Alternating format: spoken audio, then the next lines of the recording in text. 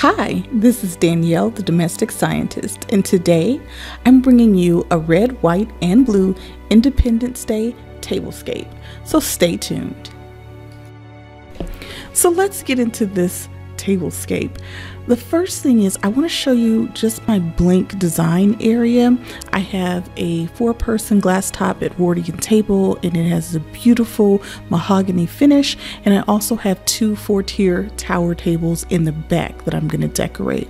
And I really am looking for an antique style theme for this look, just because when I was a kid I used to go to a lot of thrift stores and antique stores, and so I want something that really gives you an old world feel for the 4th of July.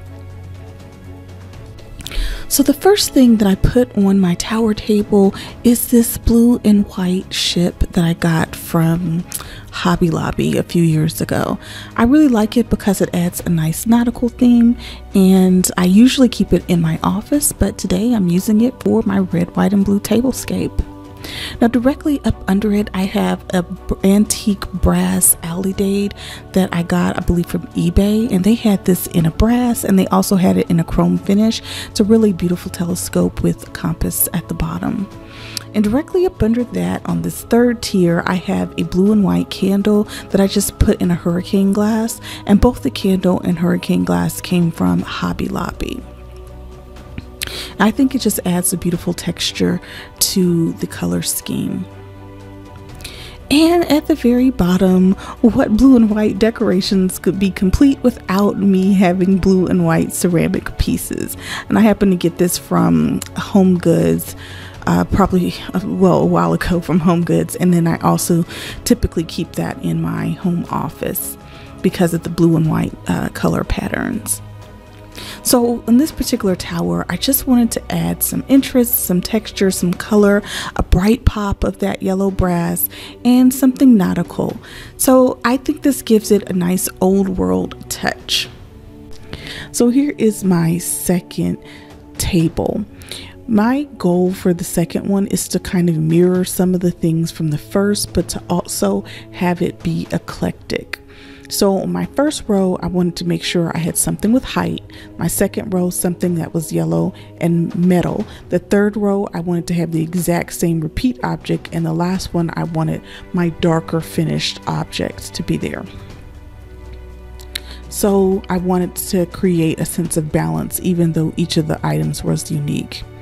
On top, I have this Armillary spear that came from eBay. It was made by Bombay Company, and I just really like it because it has an old world feel to it, and I love the dark bronze color. And those I know you can still purchase on eBay. I think those go for maybe around $30, and they have different colors and finishes and sizes available. And the bright yellow brass jacks, to me, when I think of the 4th of July and summertime and being outside and playing, we used to play with jacks and marbles and things. So to me, that was a little more of a throwback to my childhood. And that blue jar, I don't know, it doesn't really have any significance, but it is, you know, nautical, and so I put it together and I thought, okay, this would really work. Some of these pieces did come out of my office because I always try to shop my home first, and in my office I do a lot of blue and white decor, so those things will frequently move around the house. So now I'm going to start to set my table. I've topped it with a red tablecloth, and I'm just coming through with a plain white dinner plate, and to that I'm just going to add my blue and white pattern napkins and my white square salad plate. So that's my foundation look. Then I'm going to come through with a blue and white appetizer plate from Wayfair, and I'm going to use my blue and white ceramic vase from HomeGoods. I do have that in a haul video. I use that particular piece because it reminds me of those basins that will be on top of dressers that you see in antique homes, and so for that reason I'm not going to put any flowers in there. I'm just going to add my my silverware from Wayfair and my Dollartree water glasses. I find it easier to decorate the table without the chairs, so I always come in last and add the chairs. So now let's get the final look of this table. Every time I see this configuration, it really just reminds me of the antique stores I used to go to, and I'm really happy with the way it came out. It's simplistic in the table setting, and I think most of the activity is in the back of the room, which is kind of how I wanted it to be. When you use red, white, and blue, sometimes it can be a little hard on your eyes, so I like to keep the patterns a little bit simpler for this color combination. As I was looking at my table, I decided to just try to put this blue placemat on top of the tablecloth. Let me know what you think. Do you think it looks better with or without that blue placemat?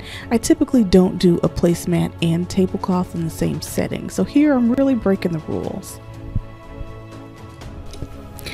And there you have it, another tablescape design by Danielle the Domestic Scientist. Now I want to hear from you. Be sure to leave a comment in the comment box below letting me know what you think of my tablescape. And also check out my other tablescape videos, and as always, don't forget to subscribe.